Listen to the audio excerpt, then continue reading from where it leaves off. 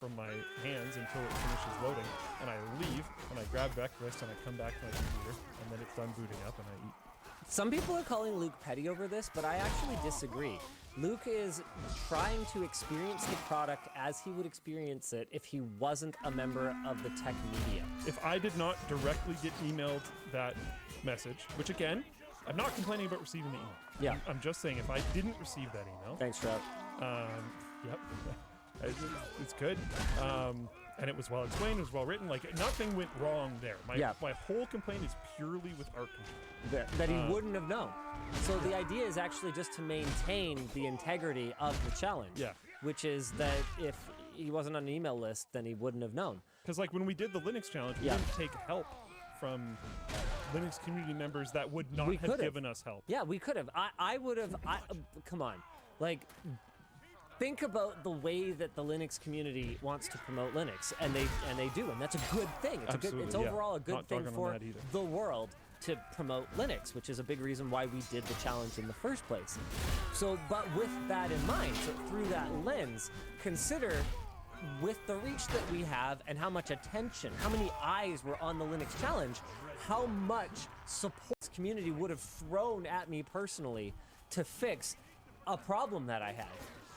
But that was not the purpose. The purpose was to experience it as though I was not me and not broadcasting these challenges to 1 million or 2 million people.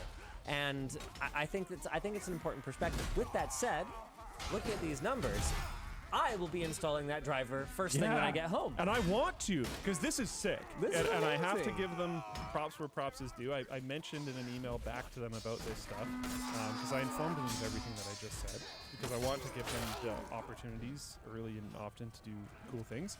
But I informed them that, like, we actually played Star Citizen. I straight up did not expect it was going to work, like, at all. Yeah. When we were loading it, I was expecting that we were, like, throwing it under the bus.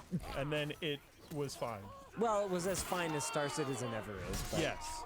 It was. Yeah, it was a little choppy here and there, but it was on my old card as well. And I almost got stuck in my ship again. But that's normal. Like, there was nothing that I was like, okay, this is Ark's fault. It was just like, okay, this is playing Star Citizen in 2022.